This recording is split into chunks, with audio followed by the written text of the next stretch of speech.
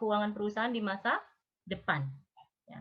Jadi pada dasarnya proses analisis laporan keuangan itu bisa kita artikan sebagai proses evaluasi ya, atau menilai sejauh mana sih pencapaian prestasi atau kinerja perusahaan ya yang sudah dicapai oleh pihak manajemen. Karena pada dasarnya laporan keuangan itu adalah wujud atau bentuk pertanggungjawaban manajemen gitu ya kepada pemilik atau kepada pemodal.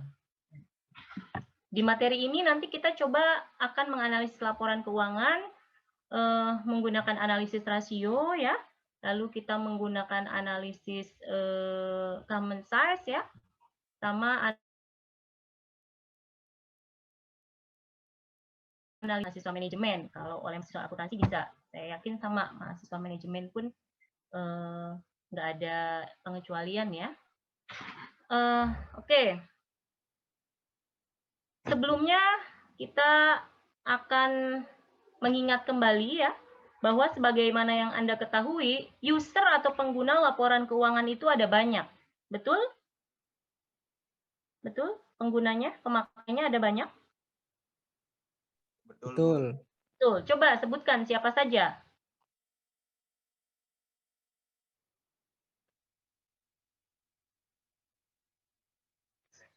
Investor. Kreditor, Bu. Kreditur. Pemerintah. Pemerintah. Manajemen internal perusahaan. Bisa. Siapa lagi? Karyawan. Karyawan. Ada banyak ya? Nah, Anda sudah tahu bahwa ada banyak user atau pemakai atau pengguna laporan keuangan. Nah, di sini di proses analisis laporan keuangan nanti itu tidak semuanya dianalisis, tapi dikembalikan lagi kepada kebutuhan atau tujuan si penggunanya. Ya, misalnya calon kreditur atau kreditur. Kepentingan mereka apa sih terhadap informasi yang disajikan dalam laporan keuangan? Oh, misalnya perusahaan ya mau mengajukan pinjaman, mau mengajukan kredit. Ya. Oleh calon kreditur atau misalnya oleh bank gitu ya, itu dinilai dulu, dievaluasi dulu, dilihat. Misalnya yang dilihat adalah pada bagian rasio utang. Apakah utang perusahaan sudah tinggi? Karena khawatirnya kalau diberikan pinjaman lagi, diberikan kredit lagi, nanti khawatir nggak bisa bayar, baik bunga ataupun pokoknya. Atau bisa juga calon kreditur atau pihak bank tadi melihat bagian profit yang selama ini diperoleh oleh perusahaan. Karena dari profit itulah nanti yang akan digunakan untuk membayar kewajiban perusahaan jika mereka pinjam ke kreditur. Jadi nanti pada saat proses menganalisisnya, nggak semua bagian dianalisis, tapi disesuaikan dengan tujuannya ya, ataupun kebutuhannya, atau dengan kata lain, apa sih gitu ya yang mau dilihat di situ? Karena tiap pengguna tadi pastinya berbeda kepentingan, nggak sama ya. Investor atau calon investor misalnya ya, kepentingan mereka apa? Kepentingannya tentu berbeda dengan kreditur tadi. Mereka melihat misalnya rasio profitabilitas atau rasio pasar ya, untuk menilai posisi keuangan perusahaan ataupun kinerja perusahaan. Dari situ mereka punya gambaran, ini kalau misalnya nanti saya berinvestasi di perusahaan ini, nanti keuntungan yang saya dapat itu berapa? Saya akan dapat keuntungan bagaimana? Ya, jadi ada gambaran ya, gambaran bagi mereka, oh iya, bahwa kalau berinvestasi di perusahaan ini nanti ada imbal hasil yang menguntungkan bagi si investor, bagi si pemodal. Terus misalnya user atau pengguna lainnya, misalnya siapa ya? Bukan semuanya pihak eksternal ya, pihak internal pun bisa saja berkepentingan terhadap laporan keuangan, pihak manajemen ya, misalnya ya. Oh, dengan menganalisis laporan keuangan, mereka tahu ini pencapaian kinerja perusahaan periode sekarang misalnya ya, kalau dibandingkan dengan periode yang lalu itu bagaimana? Apakah mengalami peningkatan, ataukah relatif stabil, ataukah justru mengalami penurunan? Ya, jadi sekali lagi nanti pada saat menganalisisnya, silahkan disesuaikan dengan tujuan atau kebutuhan apa sih yang mau dilihat di situ. Ya. Pada saat melakukan proses analisis terhadap laporan keuangan, itu kita tidak bisa serta-merta langsung menyimpulkan. Maksud saya gini, ambil contoh ya, ambil contoh, Anda melihat bahwa ada laporan laba rugi misalnya ya, laporan laba rugi PTA untuk periode yang berakhir 31 Desember 2019 misalnya. Di situ Anda melihat bahwa laba bersih ya yang dilaporkannya di situ adalah 100 juta. Dengan melihat angka 100 juta, itu kita tidak bisa langsung menyimpulkan bahwa kinerja perusahaan sudah bagus loh. Tuh labanya besar misalnya, nggak bisa. Jadi di situ ada proses kita menganalisis, membandingkan. Bisa membandingkannya dengan periode yang lalu, beberapa periode ke belakang misalnya ya. Oh, trennya itu gimana? Misalnya bandingkan dengan tahun lalu. Tahun lalu laba bersihnya gitu ya, 75 juta. Oh, berarti betul bahwa yang sekarang itu terjadi peningkatan. Atau bisa juga misalnya kita membandingkan laba bersih yang diperoleh periode sekarang itu, kita bandingkan dengan akun yang lain. Misalnya dengan kita lihat akun aset yang dimiliki oleh perusahaan atau total aktiva yang dimiliki perusahaan. Berapa sih jumlah aset yang dimiliki? Berapa sih jumlah aktiva yang dimiliki? Misalnya aset yang dimilikinya itu 10 miliar.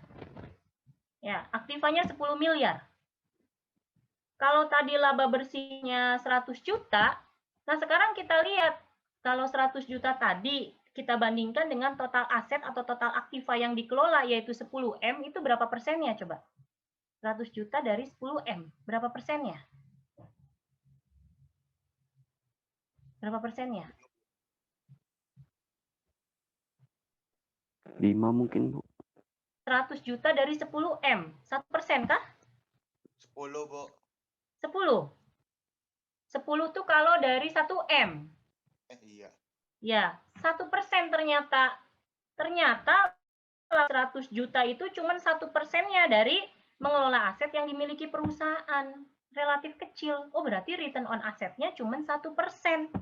Tingkat pengembalian atau return yang diperoleh dari mengelola aset yang dimiliki perusahaan hanya 1%. Barulah setelah itu kita bisa menyimpulkan, oh iya ternyata cuma 1%, masih relatif kecil. Nah, jadi pada saat melakukan proses analisis, kita tidak bisa melakukan atau menarik kesimpulan ya sebelum kita melakukan proses perbandingan dulu, baik membandingkan dengan yang lalu gitu ya, data-data yang sudah lewat, atau membandingkan dengan pos-pos atau akun-akun yang lain di dalam laporan keuangan. Paham maksud saya? Nangkep maksud saya? Nangkep ya?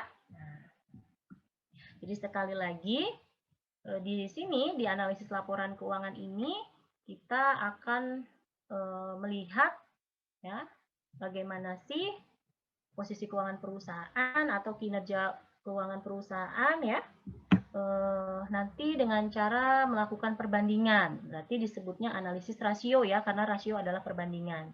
Jadi nanti nih hari ini kita akan menggunakan teknik analisis rasio, lalu analisis indeks sama analisis common size. Nanti dari situ Anda bisa lihat perbedaannya apa ya.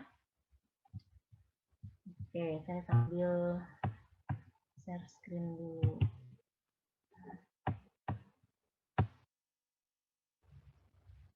Ini ya, jadi tujuannya menganalisis laporan keuangan, kita bisa melakukan proses evaluasi atau penilaian terhadap posisi dan kinerja keuangan perusahaan. Ya.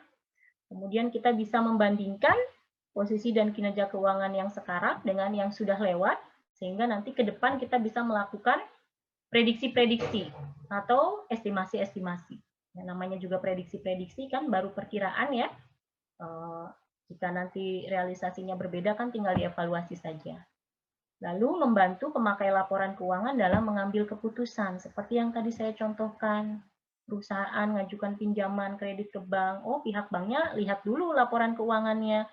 Gimana perusahaan perolehan profitnya, gimana rasio utang perusahaan, apakah sudah tinggi atau belum, apakah masih layak untuk diberikan pinjaman atau tidak, ya. Setelah punya gambaran dengan menganalisis laporan keuangan, mereka akan mengambil keputusan, oh iya ini masih layak diberikan pinjaman. Tuh ya, misalnya oleh pihak kreditur. Investor juga sama ya, tadi seperti yang sudah saya sampaikan. Oke, sebelum lebih jauh lagi di sini untuk analisis laporan keuangan, metode atau tekniknya bisa kita bedakan menjadi dua, yaitu analisis vertikal dan analisis horizontal. Sambil dibayangin ya, yang vertikal itu yang seperti apa, yang horizontal itu yang seperti apa. Ya. Oke, yang pertama analisis vertikal. Vertikal itu kan arahnya dari atas ke bawah atau bawah ke atas gitu ya, lurus gitu ya. Atas bawah, bawah atas. Oh, berarti di situ nanti kita ada proses membandingkan ya antara pos atau akun yang satu dengan akun yang lain di dalam laporan keuangan di tahun yang sama. Ya. Contohnya analisis rasio, ya misalnya kita mau melihat kemampuan perusahaan dalam memenuhi utang atau kewajiban lancar. Berarti kita melihat current rasionya. Current rasio berarti kita membandingkan antara aset lancar yang dimiliki perusahaan dengan utang lancarnya. Itu ya. Kemudian yang horizontal berarti kan arahnya ke samping ya. Samping, nyamping. Berarti nanti kita membandingkannya ya dari periode yang satu dengan periode yang lain. Dari satu waktu dengan waktu yang lain. Jadi arahnya terlihat ke samping. Misalnya kita membandingkan laba bersih yang diperoleh tahun sekarang, periode sekarang dengan laba bersih yang diperoleh selama 3 tahun ke belakang. Itu kan terlihat horizontal ya. Atau bisa juga untuk analisis horizontal kita membandingkan dengan perusahaan lain yang sejenis. Atau dengan kata lain kita membandingkannya dengan pesaing. Ya, untuk mengetahui sejauh mana sih kinerja perusahaan. Misalnya perusahaan itu produknya itu menjualnya apa ya? Jualannya ini deh, spare part mobil lah misalnya, ambil contoh. Nah, pada saat mau menilai kinerja perusahaan, maka untuk analisis horizontal, kalau mau membandingkannya dengan perusahaan lain, berarti bandingkan lagi dengan perusahaan yang menjual spare part mobil. Nggak bisa membandingkannya dengan perusahaan yang tidak sejenis. Misalnya bandingkannya sama perusahaan retail yang salah satunya ada menjual sembako, telur misalnya ya. Kan nanti berbeda perputaran persediaannya. Menjual spare part mobil mah misalnya ya sehari berapa unit, berapa pieces, sedangkan perusahaan retail mereka misalnya kalau dilihat dari perputaran persediaannya sangat tinggi. Sehari aja misalnya bisa menjual sembako, contohnya beras berapa karung, bisa menjual telur berapa kuintal misalnya.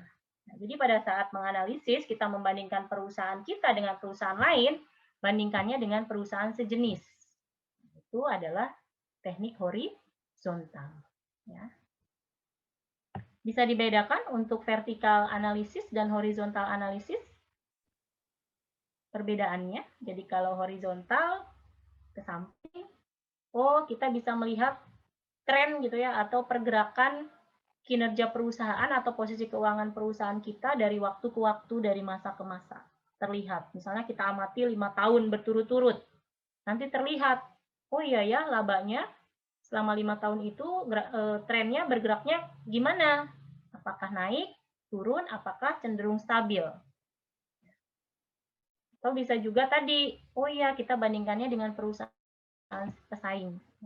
Misalnya perusahaannya tadi jualan spare part, bandingkan lagi dengan perusahaan yang ngejual spare part mobil. Itu ya.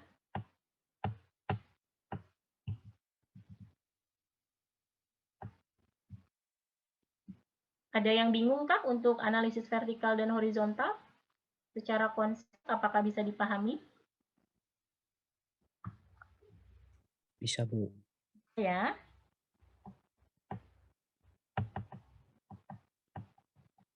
Oke, kita langsung masuk saja ke analisis rasio. Ya. Analisis rasio, apa sih yang dimaksud dengan rasio? Rasio kan menunjukkan perbandingan ya, perbandingan antara data yang satu dengan data yang lain, perbandingan antara angka yang satu dengan angka yang lain. Misalnya rasio dosen dengan mahasiswa, berapa sih gitu ya Jumlah dosen kalau dibandingkan dengan jumlah mahasiswanya, berarti kan kita membandingkan ya. Jadi nanti di sini di analisis rasio kita membandingkan data keuangan yang satu dengan data keuangan yang lain, atau kita membandingkan antara pos atau akun yang satu dengan akun yang lain yang ada di dalam laporan keuangan. Ya. Nah, dari laporan laba rugi ya, posisi keuangan atau neraca ataupun kombinasi keduanya. Ya.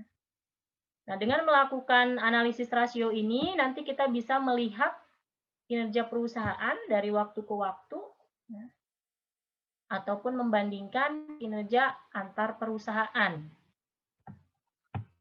Oke, kita langsung masuk saja ke rasio likuiditas. Nah, tapi seperti yang tadi saya sudah sampaikan ya di sini, sebagaimana yang Anda bisa baca, pada saat melakukan analisisnya, termasuk juga analisis rasio, maka nanti dikembalikan lagi ke tujuannya, ke kepentingannya, bagian rasio mana yang mau dilihat. Ya, karena masing-masing user tadi, dia berbeda kepentingan. Baik, untuk analisis rasio, kita mulai masuk ke rasio likuiditas. Pernah dengar istilah likuiditas? Liquid, pernah dengar liquid? Konsep liquid? Kalau laporan posisi keuangan atau neraca itu kan akun-akunnya ya, pos-posnya itu disusun berdasarkan tingkat likuidnya. Mana yang paling liquid yang ditempatkan posisinya paling atas. Karena yang paling liquid adalah kas, maka paling atas adalah akun kas atau pos kas. Setelah itu misalnya kalau perusahaan punya surat berharga yang jangka pendek ya, atau marketable securities, maka bisa di bawah akun kas. Atau bisa juga misalnya kasnya dibagi lagi, ada kas di tangan, lalu ada kas di bank. Boleh, nggak apa-apa. Setelah itu misalnya langsung ke piutang dagang atau piutang usaha, lalu ke persediaan, misalnya perusahaannya perusahaan dagang, oh berarti persediaan barang dagangan misalnya ya. Jadi itu disusun berdasarkan tingkat likuidnya. Nah, di sini untuk rasio likuiditas, rasio ini bisa menunjukkan atau menggambarkan kemampuan perusahaan dalam membayar atau memenuhi utang lancar menggunakan aset lancar yang dimiliki. Nah, ini mampu atau enggak sih perusahaan dalam membayar tagihan jangka pendek? Nah, rasio likuiditas diantaranya, ini yang yang kita bahas itu yang sering atau lazim ya, lazim dipergunakan. Meskipun nggak terbatas hanya ini saja ya. Nah, yang sering dipergunakan untuk menunjukkan rasio likuiditas, yaitu ada yang namanya current ratio atau rasio lancar. Rasio lancar berarti di sini kita membandingkan antara akun aset lancar atau aktiva lancar ya, dengan utang atau kewajiban lancar. Barangkali Anda menemukan, Bu, kok ini rumus current ratio-nya dikalikan 100%, nggak masalah, Anda nggak usah bingung. Karena nanti pada saat menginterpretasikan itu sama aja kalau kata saya. Ya. Misalnya ambil contoh, kita akan ngitung current ratio perusahaan. Nah, di posisi keuangan atau di neraca, aset lancarnya misalnya ada 10 juta. Ya, yang terdiri dari kas, piutang dagang misalnya ya, persediaan barang dagang dan seterusnya. Utang lancarnya misalnya perusahaan itu 5 juta. Berarti kalau kita hitung current rasionya 10 juta per atau dibagi 5 juta. Kalau mau dikalikan 100% boleh. Kalau misalnya nggak dikalikan 100%, berarti kan current rasionya sama dengan 2. Karena 10 juta dibagi 5 juta ya, 2. Atau bisa kita tuliskan 2 itu adalah 2 kali. 2 kalinya ya, berarti aset lancar perusahaan itu 2 kalinya dibandingkan dengan utang lancar yang dimiliki. Kalau dikalikan 100%, berarti nanti itu jadi 200%. Karena 2 dikali 100%. 200%. Apa sih artinya current ratio sama dengan 2, atau sama dengan 2 kali, atau sama dengan 200%? Artinya, kemampuan perusahaan dalam membayar utang lancar menggunakan aset lancar yang dimiliki adalah 2 kali lipatnya.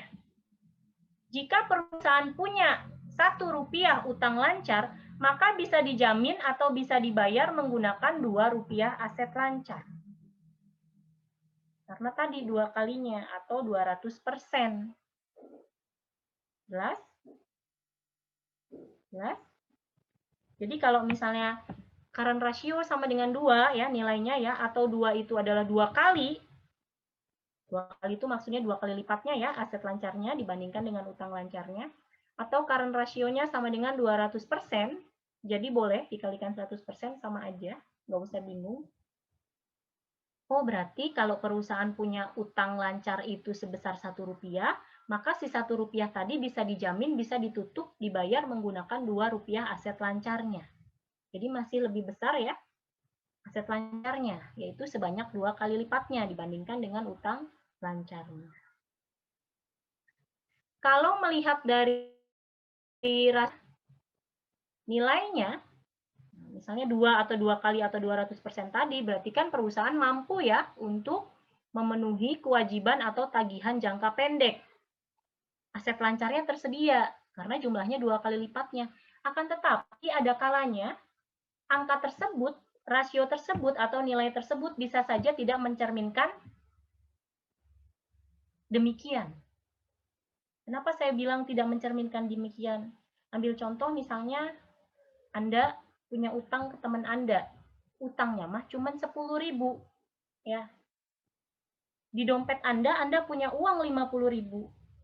Harusnya kan bisa dong bayar utang ke teman Anda 10.000, masih ada sisa 40.000. Tapi karena Anda punya sifat, karakter, kebiasaan, budaya, suka nunda-nunda bayar utang gitu ya, nggak mau bayar utang, atau bahkan mungkin pengennya diikhlasin karena ke teman ya, ya walaupun realitanya mampu bisa bayar, tapi ternyata nggak Anda bayarkan. Nah, maksud saya begitu. Ada kalanya nilai current ratio yang bagus, ya, current rasionya 4 misalnya, 4 kali, 400%. Oh, berarti kan jumlah aset lancarnya 4 kali lipat dibandingkan utang lancarnya. Tapi karena perusahaan punya kebiasaan, punya karakter suka nunda-nunda bayar utang lancar, bayar tagihan jangka pendek, entar lagi deh, entar lagi deh, entar lagi, ya walaupun ada dananya, uangnya, aset lancarnya, ya nggak akan dibayar tepat waktu. Gitu ya. Ada yang tersinggung kah? Enggak ya. Demikian juga sebaliknya. Misalnya ya setelah dihitung current rasionya tuh cuman setengah atau 0,5 atau cuman 50%. Berarti masih lebih besar utang lancarnya kalau dibandingkan dengan aset lancar yang dimiliki. Utang lancarnya misalnya nilainya Rp2, aset lancarnya cuman Rp1. Masih gedean utangnya. Tapi karena perusahaan ingin menjaga nama baik perusahaan, ingin menjaga citra gitu ya, reputasi, walaupun kondisinya demikian gitu ya, belum bisa untuk membayar tagihan lancarnya karena jumlah aset lancarnya lebih sedikit dibandingkan utang lancarnya, maka akan berusaha gimana caranya membayar tagihan tepat waktu demi nama baik. Karena kalau sudah berhubungan dengan nama baik gitu ya, pada saat nama baiknya sudah rusak, sudah tercoreng, untuk mengembalikannya itu susah, butuh waktu. Udah nggak dipercaya lagi, nanti susah misalnya orang lain pada saat mau membantu atau mau ngasih utangan misalnya ya, atau pinjaman, pas kita lagi butuh bantuan, enggak deh, orang utangnya pernah nggak dibayar misalnya ya, padahal punya. Jadi udah malas, udah nggak mau. Nah, di sini pun demikian. Anda misalnya ya punya utang ke teman 10.000. Nah, di dompet Anda tuh cuma ada Rp5.000. Nggak cukup gitu ya, kurang, masih lebih besar utangnya ke teman Anda.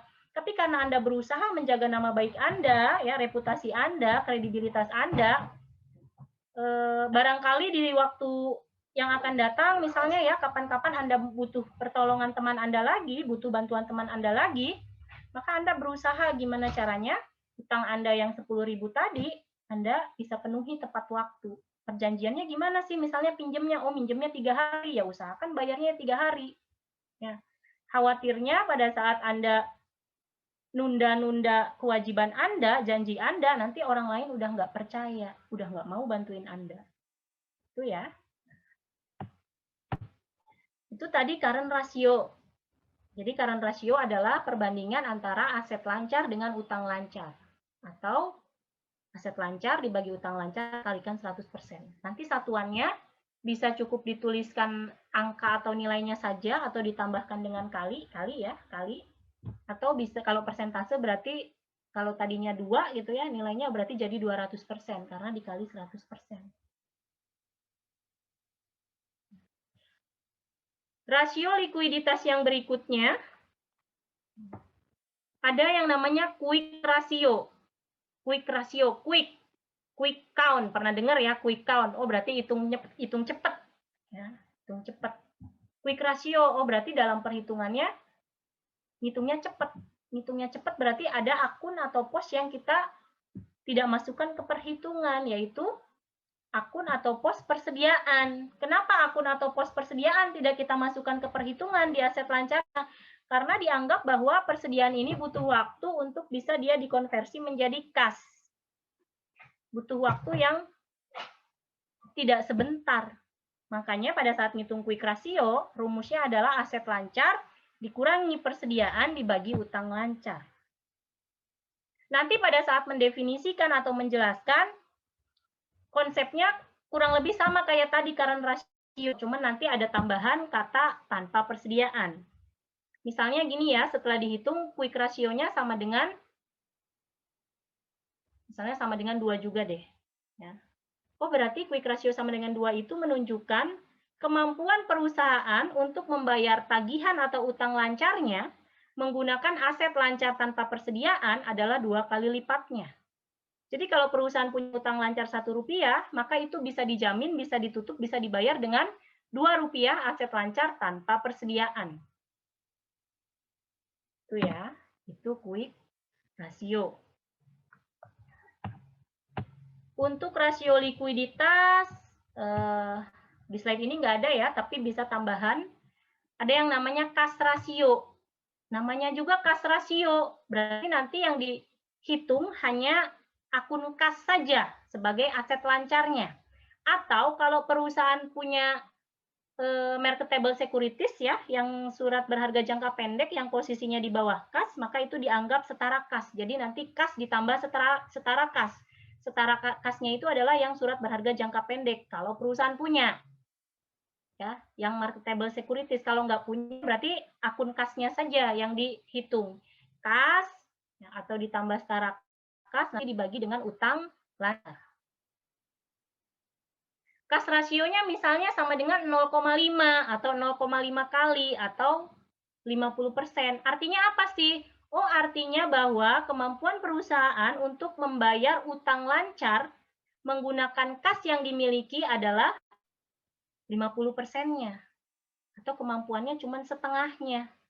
Jadi kalau punya utang lancarnya Rp2, cuma bisa dibayar oleh Rp1 kas.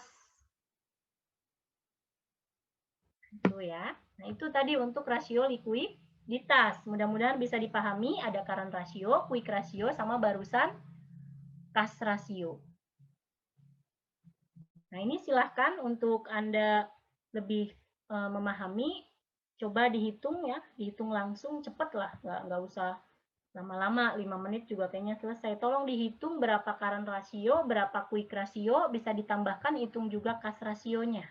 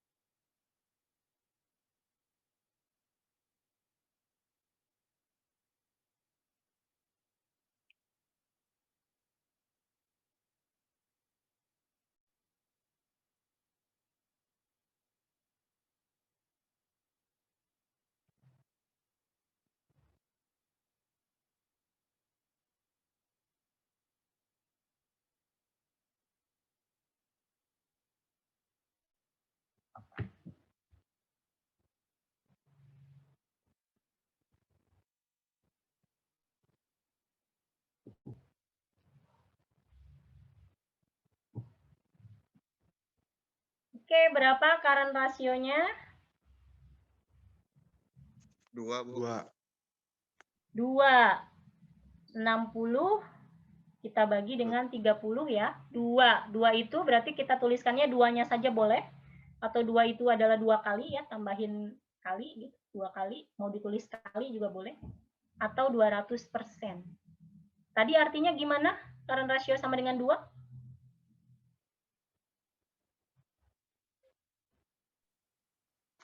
Aset lancar dibagi utang lancar, Bu.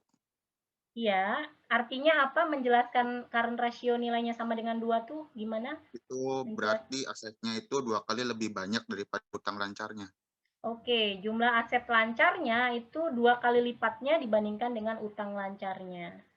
Jadi setiap Rp1 utang lancar bisa dijamin, bisa dibayar, bisa ditutup dengan Rp2 aset lancar. Oke, bagus.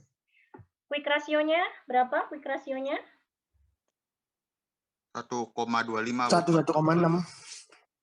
1,6. Coba 60 kita kurangi dengan 25. 25 juta.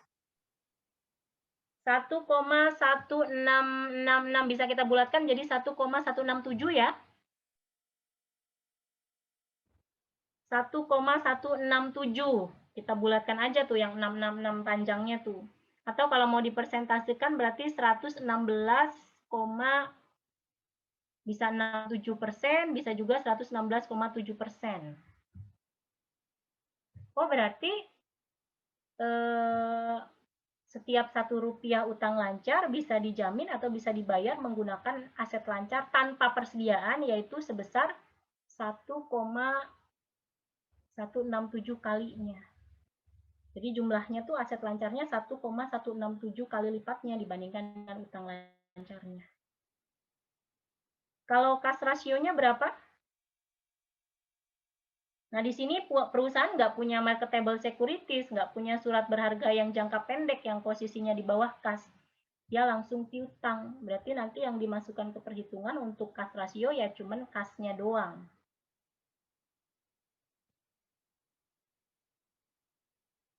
Berapa? 0,16, Bu. 0,16 atau 167. Tinggal dijelaskan saja artinya apa. Oh, artinya kalau perusahaan punya utang lancar Rp1, maka kas yang tersedia untuk membayarnya itu cuman sebesar Rp0,167. Masih lebih besar utang lancarnya.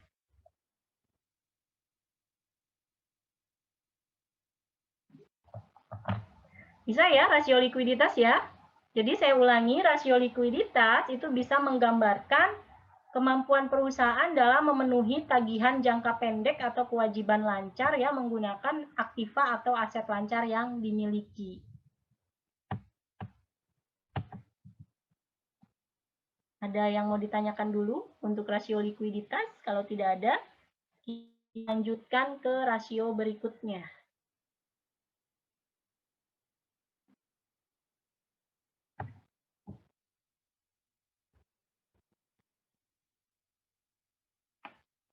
Berikutnya ada rasio solvabilitas. Solvabilitas atau bisa disebut juga rasio leverage. Di rasio ini nanti kita bisa melihat ya kemampuan perusahaan dalam memenuhi utang atau kewajibannya. Jadi bukan hanya yang jangka pendek, karena di sini nanti ada yang jangka panjangnya juga.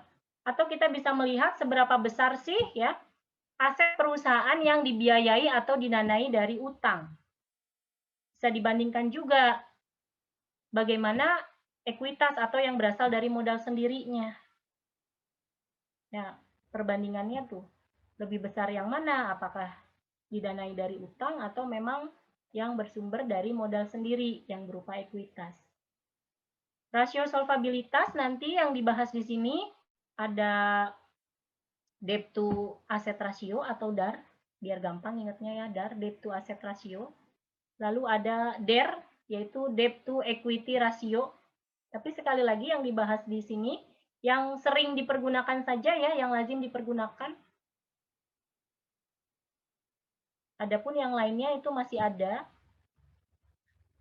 tapi yang dibahas hanya yang sering dipakai aja. Oke, yang pertama yaitu rasio DAR, debt to asset ratio. DAR, debt to asset ratio. Oh, berarti kita membandingkan debt yaitu utang, ya, total utang dengan aset, dengan total aset. Mau dikalikan 100% boleh, tidak pun nggak masalah, ya. Rasio ini bisa menunjukkan berapa besar sih aset yang dimiliki oleh perusahaan yang bersumber atau didanai dari utang. Apakah semua asetnya dibiayai oleh hutang? Makin tinggi rasio ini, misalnya DAR-nya 60%, 70%. Oh, berarti 70% dari aset yang dimiliki perusahaan itu dananya berasal dari ngutang. Nggak enak ya kalau punya utang, enakan tuh tanpa utang. Nggak dikejar-kejar ya. Nyaman hidupnya kalau nggak punya utang. Nah, untuk yang rasio satunya, yaitu ada DER. Kalau tadi mah kita membandingkannya dengan total aset, ya, DAR, debt to asset. Kalau ini DER, debt to equity. Jangan dilanjut jadi DOR ya, DAR aja. Debt to equity, berarti kita membandingkan total utang dengan total ekuitas atau total modal sendiri. Jika rasio ini rendah, oh berarti dana atau modal yang disediakan oleh ekuitas yang berasal dari modal sendiri, ya, itu besar. Yang dari utangnya sedikit. Atau sebaliknya, kalau rasio ini tinggi, berarti sedikit dana atau modal yang disediakan atau yang berasal dari ekuitas yang berupa modal sendiri. Jadi kalau DER-nya itu misalnya DER-nya 0,8 atau 80% misalnya ya, DER-nya 0,8 atau 80%, berarti kan itu perbandingannya 8:10 atau 0,8 banding 1. Oh, berarti masih lebih besar dana yang disediakan dari modal sendiri dibandingkan yang berasal dari utang. Dengan perbandingan 8:10. 10 dari ekuitas, dari modal sendiri, 8 dari utang. Kalau DER-nya misalnya berapa ya? 1,5, DER-nya 1,5 atau 150% atau 1,5 kali. Berarti dananya itu masih lebih yang berasal dari utang kalau dibandingkan dana yang bersumber atau yang berasal dari ekuitas, ya, yang dari modal sendiri. Itu ya untuk DER. Jadi gampang ingatnya DAR-DER. Kalau DAR berarti debt to asset, kalau DER berarti debt to equity.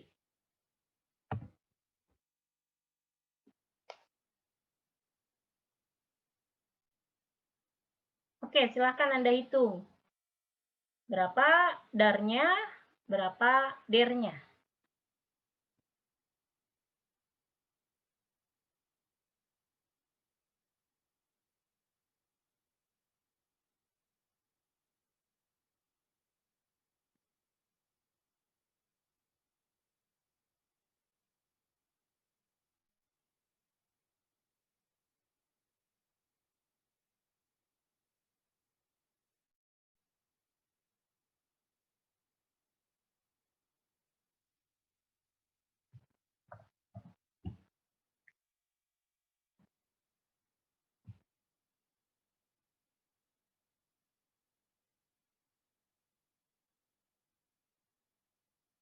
Ini laptop saya ada trouble di keyboard ya, jadi saya kesulitan mau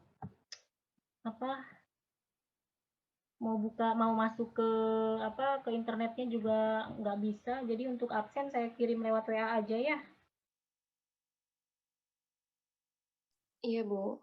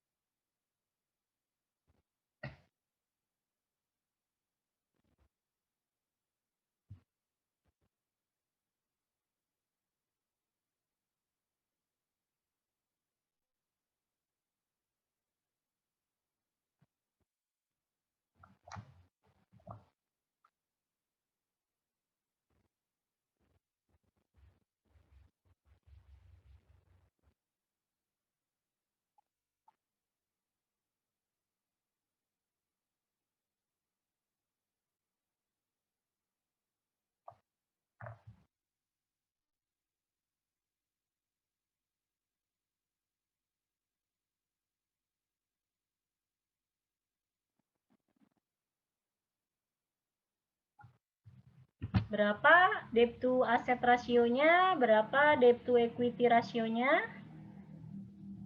Untuk debt to equity rasionya 407,3. Darnya itu Bu 0,44 bukan Bu? 0,44 sekian ya, masih ada kelanjutannya ya. Di sini saya Iya. bulatkan jadi 0,45, 0,44738 dan seterusnya tuh.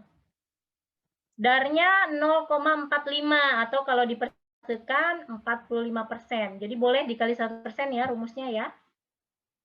Artinya 45% dari aset yang dimiliki perusahaan itu didanai dari utang.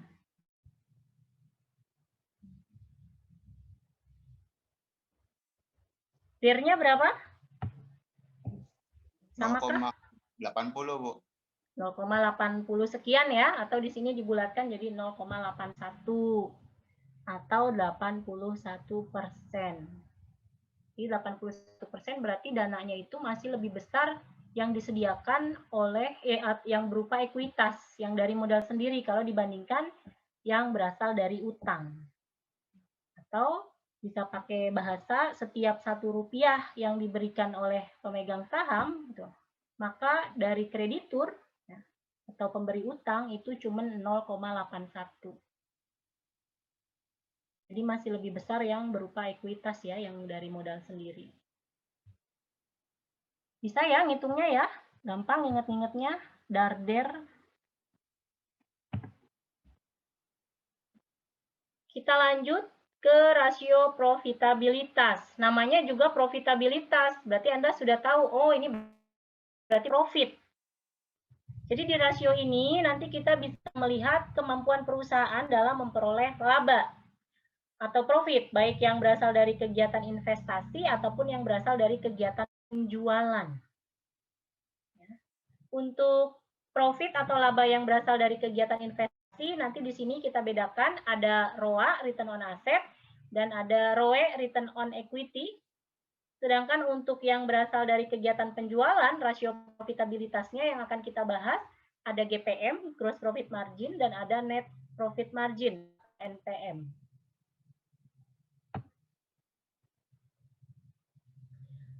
Oke, yang berasal dari kegiatan penjualan dulu. Gross profit sama net profit. Kalau gross profit berarti masih kotor ya labanya ya. Jadi nanti ngitungnya untuk yang gross profit margin, laba kotor, di mana laba kotor itu adalah selisih antara penjualan bersih. Yang dimaksud penjualan bersih itu apa? Andaikan ada retur-retur gitu ya, potongan, berarti nanti kita kurangi dulu. Jadi penjualannya penjualan neto. Kalau nggak ada retur, nggak ada potongan, ya udah berarti penjualannya berapa. Lalu dikurangi dengan HPP, harga pokok penjualan. Nanti di penjualan bersih. Sedangkan untuk NPM, dia labanya sudah laba bersih setelah diperhitungkan atau dikurangi dengan pajak. Atau pakainya ini apa? Earning after tax ya, laba bersih setelah pajak. Nanti dibagi dengan penjualan bersih. Penjualan gitu ya, penjualan kotor dikurangi retur penjualan jika ada, dikurangi diskon atau potongan penjualan jika ada.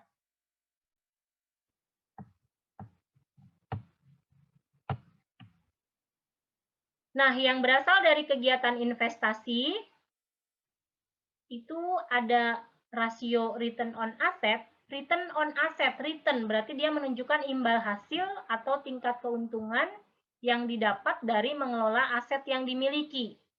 Dengan rumusnya laba bersih setelah pajak atau earning after tax ya dibagi total aset. Kalikan 100% atau tidak dikali 100% juga nggak apa-apa, sama aja. Atau barangkali Anda pernah baca jurnal atau artikel atau buku yang rumus ROA-nya itu labanya yang sebelum pajak. Anda jangan dibikin bingung ya. Untuk ROA ada yang laba sebelum pajak, ada yang pakai laba bersih. Untuk yang laba sebelum pajak itu biasanya dipergunakan oleh perusahaan-perusahaan yang ini perbankan. Menurut ketentuan Bank Indonesia untuk menghitung ROA bank, mereka pakainya laba yang sebelum pajak.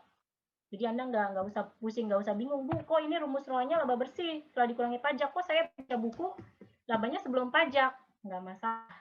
Yang penting dasarnya, alasannya ada. Nggak ngasal ya. Sedangkan ROE, itu nanti kita baginya dengan ekuitas atau dengan modal sendiri. Jadi laba bersih atau imbal hasil atau keuntungan yang diperoleh dari mengelola modal sendiri yang berasal dari pemegang saham misalnya ya, jika modalnya itu bersumber dari saham. Oke, misalnya ada data seperti ini ya, ada laba kotor, HPP. Ini biar simple aja ya. Kalau ujian gitu ya, saya pernah bikinnya itu berupa laporan keuangan, nggak data seperti ini. Saya sajikan laporan laba rugi gitu ya. Saya sajikan laporan posisi keuangan atau neraca. Jadi nggak diketahui langsung kayak gini. Tapi saya yakin Anda nggak akan bingung ya, tinggal dilihat saja di lapangannya. Baik, dari data ini kita akan mencoba menghitung gross profit margin, net profit margin, return on asset, sama return on equity. Gross profit margin tadi rumusnya perhitungannya gimana? Laba kotor ya, di mana laba kotor itu adalah selisih antara penjualan bersih dengan HPP. Penjualan bersih dikurangi HPP, itu adalah laba kotor, nanti dibagi dengan penjualan bersihnya. Anda jangan bingung kalau datanya seperti ini. Misalnya, Bu, mana penjualan bersihnya ya? Nah, di sini ada data laba kotor dan ada HPP. Berarti bisa dicari penjualan bersihnya atau penjualannya. Tadi kan laba kotor menunjukkan selisih antara penjualan bersih atau penjualan dengan HPP. Ya. Berarti penjualan bersih atau penjualannya berapa? Laba kotor ditambah HPP. Kan gitu ya, matematis bolak-balik aja. Nangkep ya maksud saya ya? Laba kotor sama dengan penjualan bersih atau penjualan dikurangi HPP. Oh, berarti penjualannya atau penjualan bersihnya sama dengan laba kotor ditambah HPP. Tinggal dimasukkan saja ke rumusnya, ke perhitungannya. Kalau yang NPM, net profit margin, berarti yang laba bersih setelah dikurangi pajak. Nah, di sini misalnya ada potongan untuk bayar pajak PPh-nya 114.000. Jadi dari laba kotornya nanti kita kurangi dengan beban-beban atau dengan biaya-biaya ya. Di sini ada beban administrasi penjualan dan umum, lalu ada beban bunga ya. Nanti kita kurangi dengan pajak. Nanti ketemulah laba bersihnya itu berapa setelah pajak. Nanti dibagi dengan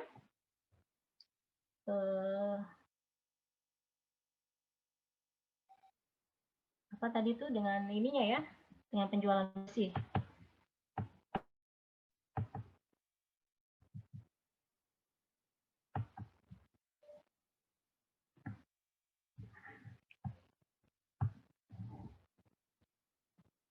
Nah, ini sudah ada ya jawabannya ya.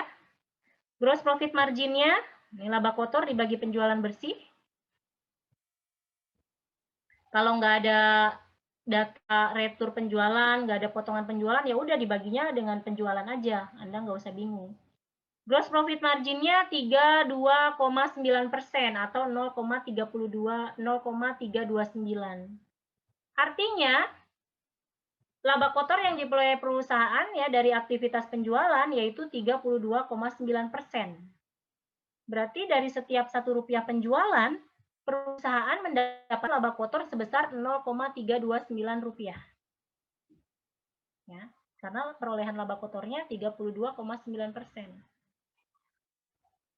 Jadi kalau penjualannya misalnya senilai 100 juta, kalau GPM-nya 32,9% atau 0,329, andaikan penjualannya itu senilai 100 juta, laba kotornya berapa? 32.900 juta, 900.000 bukan Bu? 32.900.000 ya? Iya. Betul. Gak usah dibikin bingung. NPM-nya kita lihat 0,0504 atau 5,04%. Jadi laba bersihnya itu ya dari setiap aktivitas penjualan cuman 5,04%. Jadi kalau Rp1 penjualan dia ngasih laba bersih cuman 0,0504 rupiah. Gitu. Kalau penjualan bersihnya atau penjualannya tadi 100 juta, ya tinggal dihitung saja laba bersihnya berapa. Ya. Kalau NPM-nya 5,04%. Bisa rasio profitabilitas? Profitabilitas, jadi kemampuan perusahaan menghasilkan laba atau profit baik dari kegiatan ataupun dari kegiatan investasi. Lalu ROA. ROA-nya 6,18%. Boleh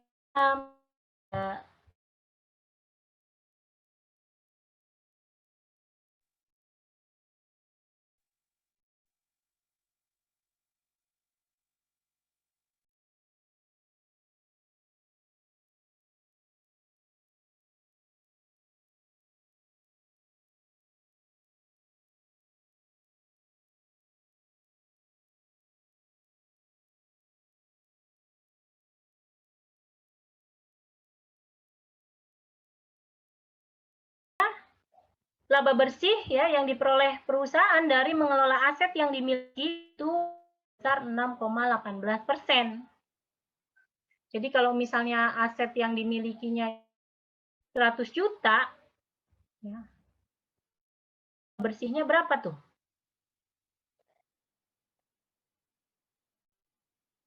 6.680.000 ya? Betul nggak? Betul ya? ROE-nya 11,19%. Jadi ini adalah laba bersih, imbal hasil yang diperoleh dari mengelola ekuitas atau modal sendiri. Kalau modal sendirinya 100 juta, misalnya ROE-nya itu 11,19%, berarti laba bersihnya berapa? 11.190.000.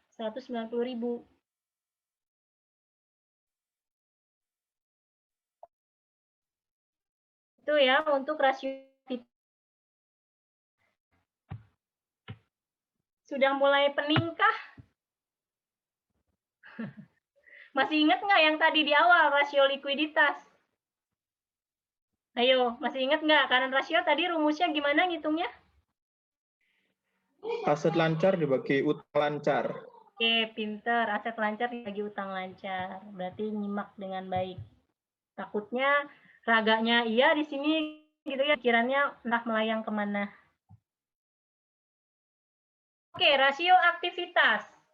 Rasio ini bisa menunjukkan apa efisien ya atau bisa juga menunjukkan seberapa cepat perusahaan ya konversi atau menghasilkan kas. Disebut juga sebagai rasio efisiensi karena tadi ya bisa melihat seberapa efisien mengelola aset-aset atau sumber daya yang dimiliki. Rasio ini contohnya ada ITO atau inventory turnover atau perputaran persediaan ya. Inventory turnover itu perputaran persediaan. Yang dimaksud perputaran itu apa? Berputar, muter. Jadi kan nggak diam di tempat ya, dia muter. Perputaran persediaan berarti dari mulai perusahaan menanamkan dananya dalam bentuk persediaan sampai persediaannya itu misalnya dijual lalu kembali menjadi kas, maka itu yang dimaksud satu putaran. Ya. Perputaran piutang. Berarti dari mulai dana yang dimiliki perusahaan gitu ya, modal yang dimiliki perusahaan ditanamkan dalam bentuk piutang, berarti piutang kan perusahaan menjual secara kredit gitu ya atau tempo. Kemudian piutangnya dikumpulkan, bisa ditagih, kemudian menjadi kas, maka itu dikatakan satu putaran piutang. Tuh yang dimaksud turnover ya. Jadi di rasio aktivitas, di sini yang kita bahas ada inventory turnover, perputaran persediaan, lalu ada receivable turnover, perputaran piutang, terus ada aset turnover ya, perputaran aset. Kita lihat, inventory turnover dia mengukur atau menilai seberapa efektif perusahaan mengelola persediaan. Makin tinggi inventory turnover berarti semakin efisien gitu ya dalam mengelola persediaannya. Nah, menghitung inventory turnover di sini rumusnya harga pokok penjualan dibagi dengan nilai persediaannya. Nanti satuannya apa? Satuannya adalah kali. Berapa kali sih si persediaan berputar dalam satu periode? Jadi satuannya tuh bukan persentase ya, tapi dia menunjukkan berapa kali berputarnya dalam satu periode. Misalnya dalam satu periode 1 tahun gitu ya. Oh iya, terima kasih Nana, terima kasih. Ya, Dedek main dulu ya. Ya. Kalau misalnya sampai satu periode 1 tahun gitu ya. Oh iya ya, persediaannya berputar. Iya sayang. Misalnya berputarnya itu sebanyak. Iya sayang. Iya. 60 kali misalnya. Berarti dalam setahun si persediaannya itu dia berputar 60 kali. Artinya diperlukan waktu rata-rata, jika kita asumsikan 1 tahun adalah 360 hari, rata-rata berputarnya si persediaan adalah 6 hari. 360 dibagi 60 kali. 6 hari waktu yang diperlukan dari mulai ditanamkan gitu ya, dananya atau modalnya dalam bentuk persediaan, persediaannya diputer misalnya dijual ya, kemudian perusahaan kembali mendapatkan kas, berarti itu 1 putaran. Untuk yang inventory turnover in days, berarti yang tadi ya, yang saya bilang itu berarti satuannya hari. Berapa hari waktu berputarnya. Kalau inventory turnover-nya sudah dihitung tadi ya, 60 kali, berarti ngitung inventory turnover in days, perputaran persediaan dalam hari, ya, berapa lama gitu ya berputarnya, berarti tinggal dibagi satu periode bisa 1 tahun, bisa diasumsikan 365, bisa 360, atau barangkali perusahaan menetapkan satu periodenya misalnya sekian hari setelah dipotong dengan libur misalnya yang off-off-nya nggak dihitung, berarti kita pakai aja. Misalnya perusahaan menetapkan satu periode itu hari yang karena misalnya dipotong kalau libur-libur nggak dihitung misalnya. Makin tinggi inventory turnover berarti makin efisien. Nah, seperti yang saya bilang di awal, pada saat kita mau menilai seberapa efisien perusahaan dalam mengelola persediaan, maka kita bisa bandingkan dengan perusahaan lain, perusahaan pesaing, maka bandingkan dengan yang sejenis. Kita jualannya sembako, bandingkan lagi dengan toko atau perusahaan lain yang jualnya sembako.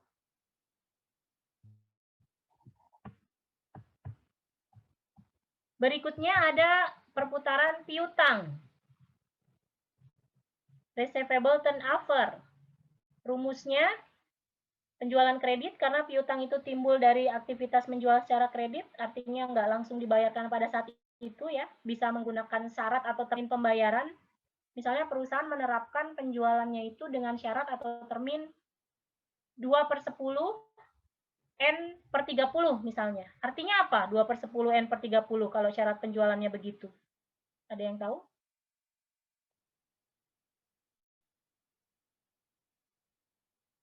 Apa artinya termin atau syarat penjualan 2/10 N/30? Artinya, kalau misalnya ya si pelanggannya itu membayar dalam masa potongan, yaitu dalam jangka waktu 10 hari, maka akan ada potongan penjualan sebesar 2%. Dan si pelanggan itu dikasih kesempatan bisa 30, berarti 30 hari. Berarti sampai dengan 30 hari setelah transaksi bisa bayar, bisa memanfaatkan momen itu. Nggak harus langsung bayar pada saat itu. Tapi kalau memanfaatkan masa potongan akan dapat potongan 2%. Karena tadi syarat atau terminnya 2/10. Itu ya ilustrasi untuk penjualan kredit. Jadi bisa contohnya kayak tadi termin seperti itu. Nah, untuk menghitung receivable turnover index, waktu yang diperlukan untuk 1 kali putarannya, 1 periodenya gitu ya, berapa hari, nanti dibagi dengan perputaran piutangnya. Jadi kalau perputaran piutang satuannya kali, misalnya perputaran piutang sama dengan 30 kali dalam setahun. Artinya dibutuhkan waktu rata-rata misalnya 360 kita pakainya, 360 dibagi 30. Butuh waktu 12 hari untuk 1 kali putaran piutang dari mulai perusahaan melakukan penjualan dengan bisa ditagih gitu ya piutangnya dan kembali menjadi kas. Itu satu putaran piutang. Satu lagi, di sini untuk rasio aktivitas ada yang namanya aset turnover. Namanya juga aset turnover, berarti perputaran aset. Aset turnover bisa digunakan untuk melihat kemampuan perusahaan ya, mengelola aset yang dimiliki untuk menghasilkan atau menciptakan penjualan. Rumusnya penjualan bersih. Ingat ya, penjualan bersih ini jika ada retur, jika ada potongan penjualan, maka kita kurangi dulu. Kalau nggak ada datanya, nggak ada informasinya, berarti pakai akun atau saldo penjualannya. Berapa nilai penjualannya? Nanti dibagi dengan total aset. Ini juga sama, satuannya menunjukkan kali, berapa kali gitu ya per asetnya, sehingga penjualan. Sedangkan aset turnover index berarti rata-rata waktu yang diperlukan untuk satu kali putaran aset. Berapa hari, misalnya ya. Sudah 4 rasio, sudah peningkah? Ini masih rasio juga nih.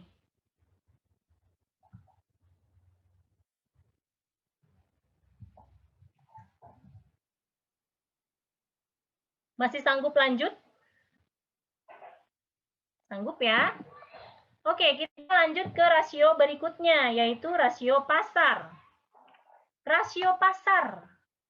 Biasanya yang berkepentingan terhadap rasio ini adalah publik atau dalam hal ini investor atau calon investor. Oh iya sayang, oh iya putus ya. Jadi sama kakak dulu ya. Kakaknya mana? Kakaknya mana sayang? Oh ada kakaknya di luar. Kakak gitu. Jangan, ini punya Ama. Nanti dikembalikan ya ke mama ya. Oke, rasio pasar. Di rasio ini nanti publik atau investor atau calon investor bisa menilai atau mengevaluasi kemampuan perusahaan misalnya dalam membayar dividen, dalam memberikan keuntungan untuk setiap satu lembar sahamnya misalnya ya. Jadi ada rasio untuk rasio pasar, contohnya EPS, earning per share. Jadi nanti bisa dilihat kemampuan perusahaan untuk memberikan keuntungan buat si pemegang saham, yaitu dalam bentuk laba atau penghasilan per lembar saham. Makin banyak saham yang dimiliki, makin besar pula kan nanti earning yang diperoleh si pemodal atau si pemegang saham. Ini earning per share ya, rumusnya. Earning after tax, laba bersih setelah pajak dibagi jumlah saham yang ada, jumlah saham yang beredar. Jadi keuntungan per satu lembarnya. Per share itu per satu lembar ya.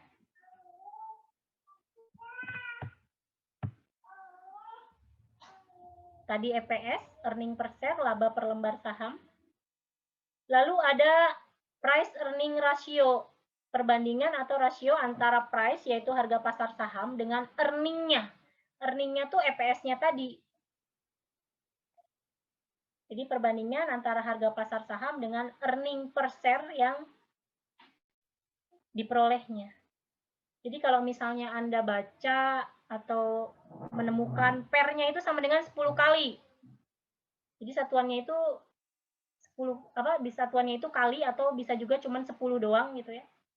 PER sama dengan 10 atau 10 kali, artinya kalau misalnya earning per share yang diterima itu Rp1, maka harga saham tersebut di pasaran diapresiasi di harga 10 kali lipatnya. Jadi harga pasar sahamnya Rp10, EPS yang diberikannya ya, yang diperolehnya Rp1. Jadi dia menunjukkan berapa kali lipatnya sih harga saham tersebut di pasaran kalau dibandingkan dengan earning per share-nya. Itulah yang dimaksud price earning ratio. Makin besar PER, berarti makin besar pula saham tersebut harganya diapresiasi di pasar.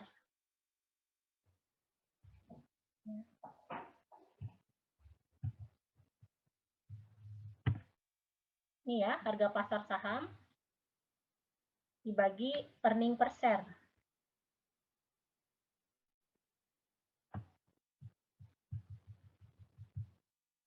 Berikutnya ada rasio pembayaran dividen.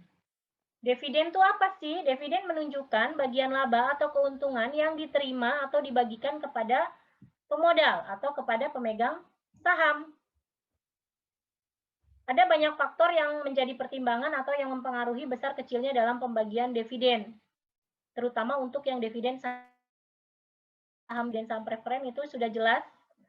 Itu biasanya selain memang dalam pembagiannya diprioritaskan, kalau memang perusahaan punya saham preferen, maka besarannya itu biasanya sudah ditentukan besarannya, berbeda dengan yang saham biasa.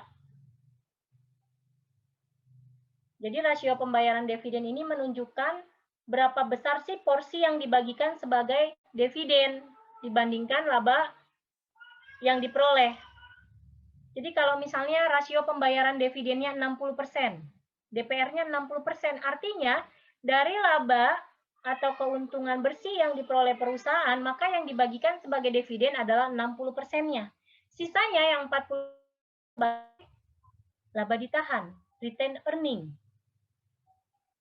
Ya, kan nggak semua laba atau profit yang diperoleh perusahaan dibagikan kepada pemegang saham ya sebagai dividen ya. Kalau dibagikan semua nggak ada bagian yang untuk diputar lagi, yang buat dikelola lagi. Itulah dia kenapa ada yang namanya laba ditahan. Nah, menghitung DPR, rasio pembayaran dividen, berapa DPS-nya, dividen per lembarnya, nanti dibagi earning per share. Mau dikalikan 100% boleh, tidak pun masalah. Atau bisa juga ngitung DPR itu dari berapa dividen kumulatif yang dibagikan, nanti dibagi dengan earning after tax-nya. Ya. Kalau sudah dicari EPS-nya, seperti tadi kan di awal kita bahas EPS ya, oh berarti DPR itu ngitungnya DPS dibagi EPS saja langsung. Mau ngitung kayak tadi dividen kumulatif dibagi earning after tax juga monggo, silahkan sama aja. Karena nanti yang dividen kumulatif kita bagi dengan jumlah saham gitu ya, yang earning after tax saham. Mencari EPS-nya.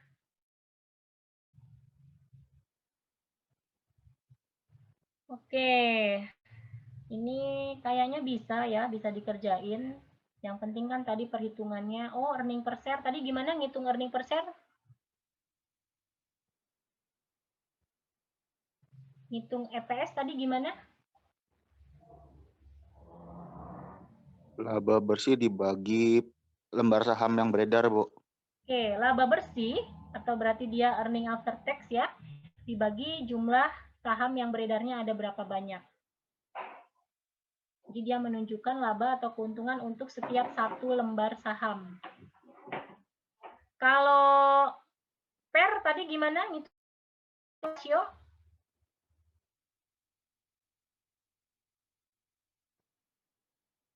Per, price dibagi earning. Harga Price-nya saham itu dibagi IPS, Bu. harga pasar saham dibagi dengan EPS. Betul. Kalau DPR? Ya sayang. Oh iya, sebentar ya nak ya. Iya, sebentar ya. Iya. Oh iya. DPR tadi ngitungnya gimana? Dividen per lembar saham dibagi pendapatan per lembar saham dikali 100%, Bu. Oke, dividen per lembar saham atau DPS dibagi pendapatan per lembar saham atau EPS, boleh dikali 100%, tidak pun nggak masalah. Kalau nggak dikali 100%, berarti nanti menunjukkan ini, desimal. DPR sama dengan 0,6, DPR sama dengan 0,7, berarti yang dibagikan sebagai dividen 0,6-nya dari laba bersih yang diperoleh, berarti yang 0,4-nya sebagai laba ditahan. DPR sama dengan 0,7, berarti yang dibagikan sebagai dividen 0,7-nya. Sisanya yang 0,3 sebagai laba ditahan.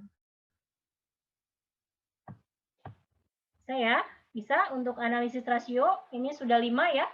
Likuiditas, solvabilitas atau leverage, profitabilitas, aktivitas, sama rasio pasar. Sudah puyeng kah? Masih bisa dilanjut? Masih sanggup? Atau sudah udahan?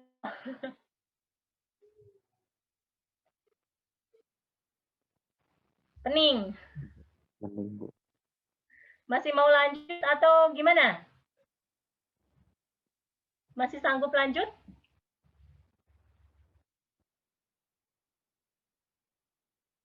Ketawa Rian. Rian masih sanggup lanjut, Rian? Ya, sayang. Oh, Lele, Sedikit, Bu. sebentar. Gimana, Rian? Sedikit sanggup. Sedikit sanggup. Sanggupnya sedikit gitu ya, sebentar.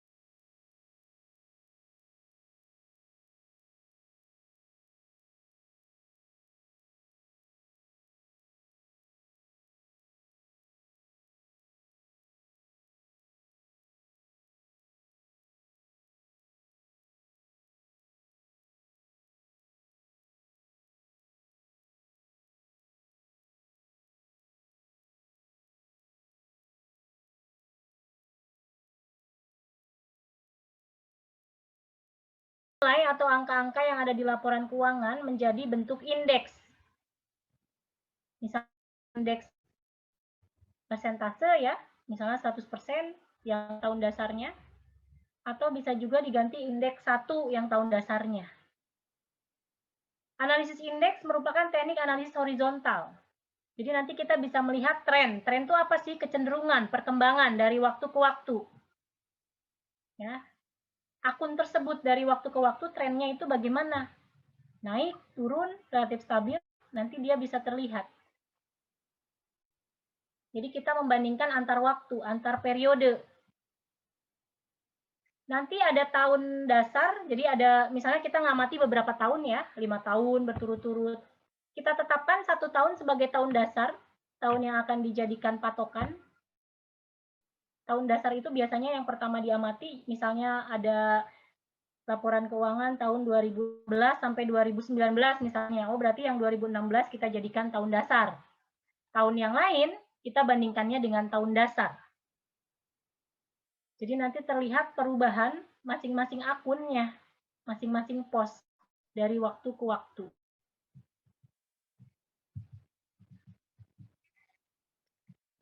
Bisa juga tahun dasar itu didefinisikan sebagai tahun yang dianggap bahwa perusahaan beroperasi dalam kondisi yang normal misalnya. Ya, misalnya ada yang menetapkan ini tahun yang dianggap beroperasi normal tahun berapa, maka itu bisa dijadikan tahun dasar.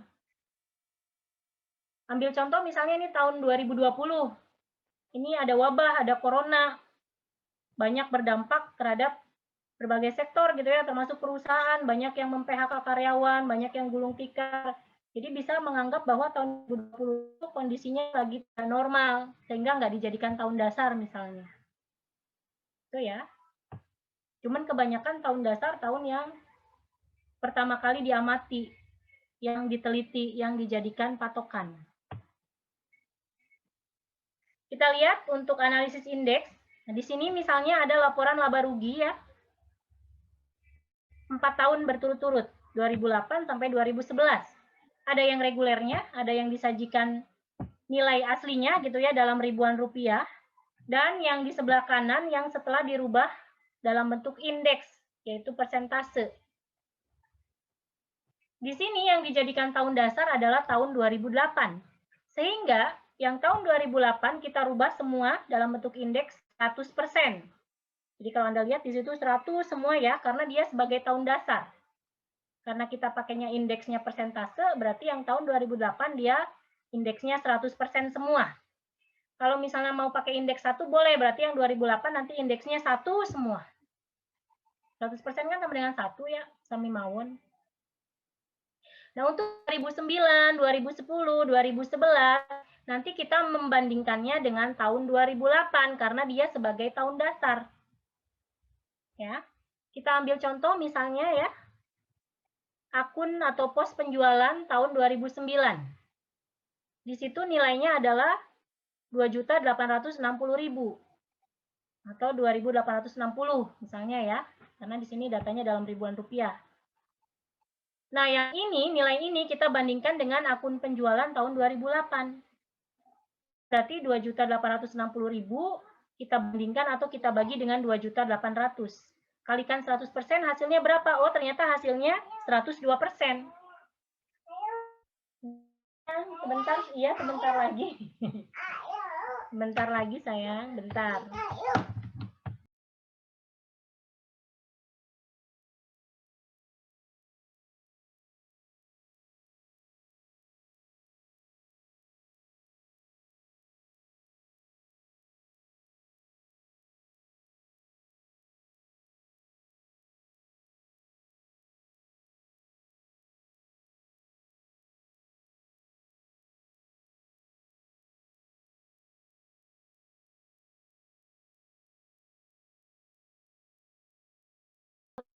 Saking semangatnya, tadi sudah dinonaktifkan. Kita lihat akun penjualan tahun 2010, di situ nilainya 3.310.000. Berapa indeksnya kalau kita rubah dalam bentuk indeks? 2010 ini, oh berarti nanti ngitungnya 3.310.000 nanti kita bandingkan dengan akun penjualan tahun 2008, yaitu 2.800.000 kalikan 100%. Sehingga indeksnya, setelah dirubah dalam bentuk indeks, akun penjualan tahun 2010 itu adalah 118%. Anda bisa lihat yang sebelah kanannya ya. Jadi nanti melihatnya atau membandingkannya dengan tahun dasar. Jadi yang 2010, pada saat menghitung indeksnya mah, tetap tahun 2008. 2011 juga ke 2008 pada saat ngitungnya. Tapi pada saat menganalisis mah, menginterpretasi, boleh dengan mau tahun sebelumnya gitu ya, bebas. Cuman saat ngitungnya, bandingkannya dengan tahun dasar. Jelas? Jelas kah? Ambil contoh lain misalnya HPP. HPP tahun 2011, kita rubah dalam bentuk indeks. Berapa indeksnya HPP 2011? Oh, berarti 2.550.000. Kita bandingkan, kita bagi dengan 1.940.000. Kalikan 100%. Oh, ternyata setelah dirubah dalam bentuk indeks, HPP 2011 itu adalah 131%. Jadi, always selalu ke tahun dasar. Nah, pada saat menginterpretasi, menafsirkan, fine, bebas-bebas aja. Misalnya yang 2010 mau bandingkannya dengan 2009, monggo. 2011 mau ngelihatnya dari 2009, monggo, silahkan. Jadi dari sini kita bisa lihat misalnya untuk akun penjualan, oh berarti dari 2008 ke 2009 penjualan itu naik 2%. Dari 100 ke 102. Kanisa. Atau bisa juga kita menginterpretasikannya begini. Oh berarti dari tahun 2008 sampai dengan 2011, penjualan itu dia naik 34%. Oh, ternyata misalnya penjualan dari 2010 ke 2011 dia naik 16%. Itu ya. Pada saat ngitungnya sama dengan tahun dasar, pada saat menginterpretasikan, silahkan bebas-bebas aja. Mau ngelihatnya, mau membandingkannya dengan tahun yang mana. Ini suara azan. Bisa analisis indeks, jadi jelas terlihat dia horizontal. Karena penjualan dari tahun ke tahun kita amati tren. Kita off dulu ya karena azan.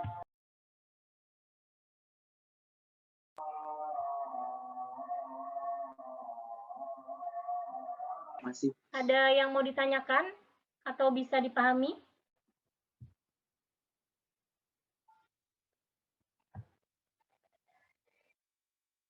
Bisa dipahami analisis indeks? Maka tolong dikecilin Kak, suaranya Kak. Jadi indeks berarti kita membandingkan akun yang sama, cuman periodenya yang berbeda. Jadi melihat trennya, perkembangannya, pergerakannya dari waktu ke waktu. Itu ya. Masih satu. Saya rasa gampang analisis indeks karena kita nggak perlu ngapalin rumus. Kalau tadi kan analisis rasio, bandingkan ini dengan ini ya. Kalau lupa, ya wassalam gitu ya. Satu lagi, ada yang namanya analisis common size. Common size. Atau bisa terlihat persentase atau porsi per akun. Jadi tiap-tiap akunnya nanti kita bisa melihat persentasenya berapa sih besarnya. Jadi nanti ada akun yang dijadikan sebagai rujukan atau pembanding. Untuk laporan laba rugi, itu biasanya akun yang dijadikan common base atau pembandingnya adalah penjualan. Sedangkan untuk posisi keuangan atau neraca, itu yang dijadikan common base atau pembandingnya adalah untuk yang sisi aktiva atau aset berarti total aktiva atau total asetnya. Sedangkan untuk sisi yang pasiva atau utang ditambah modal ya, maka yang dijadikan common base-nya adalah total utang dan modal atau total liabilitas ditambah ekuitas. Kan nilainya mah sebenarnya balance ya, sama ya antara total aset atau aktiva dengan total pasifanya. Nah, di analisis common size ini jelas terlihat bahwa dia teknik analisisnya adalah vertikal. Jadi antara akun atau pos yang satu dengan akun atau pos yang lain di tahun atau di periode yang sama. Anda lihat di sini ada sisi keuangan atau neraca ya, tahun 2011 dan 2012. Kata kuncinya common size, analisis common size berarti kita menghitung persentase dari tiap-tiap akun. Ambil contoh, akun kas tahun 2011. Di situ nilainya yang kita lihat yang regulernya ya, sebesar 30 juta. Maka kita hitung persentasenya berapa sih akun kas itu kalau dibandingkan dengan total aset atau aktivanya. Oh, akun kas itu sebesar 30 juta kita bandingkan dengan 750 juta. Puji-pujian. Berarti akun kas itu sebesar 4% dari total asetnya. Tuh, terlihat kan ya di bagian common size yang 2011. Lalu yang 2012-nya kita lihat lagi misalnya yang akun kas. Oh, 50 juta kita bandingkan dengan 1 M. Ternyata di tahun 2011 akun kas itu adalah 5% dari total asetnya. Akun-akun yang lainnya juga sama. Jadi yang dijadikan common base di sini berarti ya yang sisi sebelahnya itu adalah total aktiva atau total aset, sedangkan yang di sisi sebelah pasiva maka yang dijadikan common base-nya adalah total pasivanya. Jadi kalau dijumlahkan ya, nanti nilainya 100%. Jelas? Oke, sekarang saya tanya, coba lihat akun piutang dagang. Tahun 2012. Dari mana itu 10% piutang dagang? 1 miliar dibagi 100 juta ya kan, Bu? Terbalik. Kebalik. Iya. Terbalik. 100 juta yang dibagi 1 miliar. Awas jangan ketuker ya. Jadi kita menghitung persentase tiap-tiap akun. Berapa saldo atau nilainya nanti dibandingkan dengan total aktiva atau total asetnya. Kita lihat sisi yang sebelah pasiva atau total utang dan kewajiban. Oh, total utang dan kewajiban sama utang kan sama modal maksudnya ya, dengan ekuitas. Ini udah buru-buru pengen makan siang, sayangnya udah lapar. Kita lihat akun utang dagang tahun 2011. Tahu 6% itu dari mana?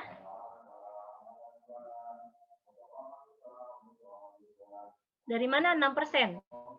45 juta dibagi 750 juta. Oke, pinter.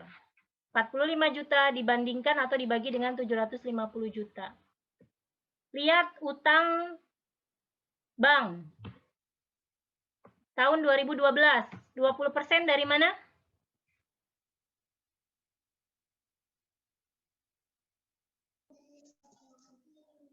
$200 juta dibagi 1M. Oke, berarti bisa ya untuk analisis common size.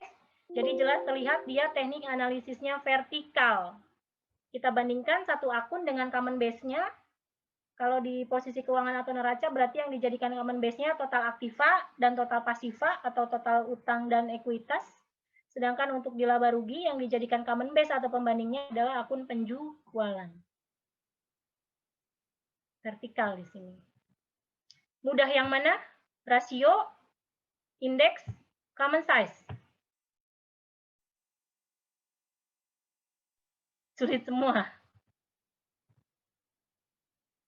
Gampang yang mana?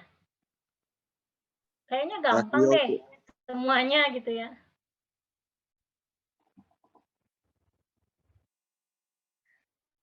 Oke, sampai sini. Berarti untuk analisis laporan keuangan saya anggap selesai. Apakah ada yang mau ditanyakan? Kalau nggak ada, bubar jalan.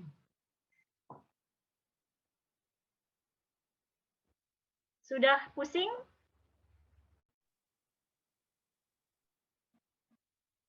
Sudah pusing kah?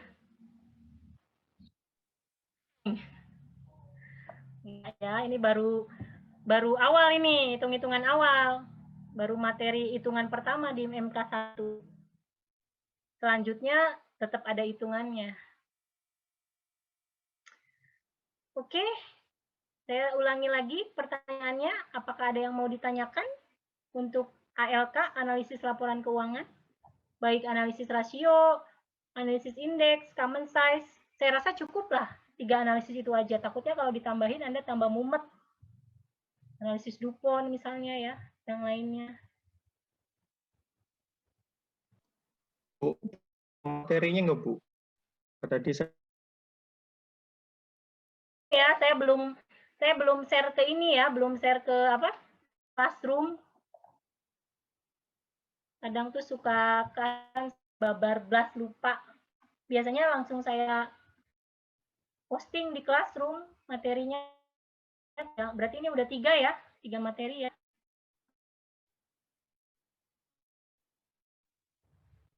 Oke, itu saja untuk materi saja. Kemudian ingat ya, nggak kelupaan. Nggak ada ya? Nggak ada yang mau nanya ya? Nggak ada? Nggak ada.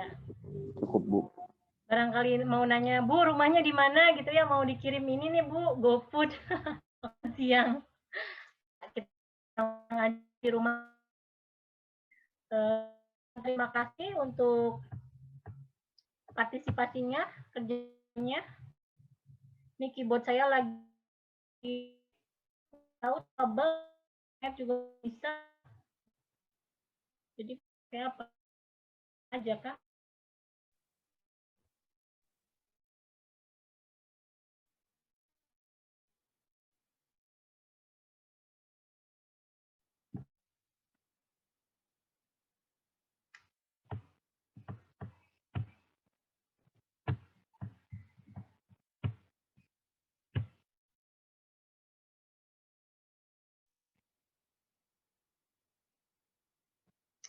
Kamera saya nggak sebagus punya Anda ya. Masih cinta kalau mau ganti tuh. Oke, sekian saja ya dari saya. Sekali lagi terima kasih banyak saya ucapkan untuk perhatiannya, kerjasamanya, dan mohon maaf jika ada yang kurang berkenan.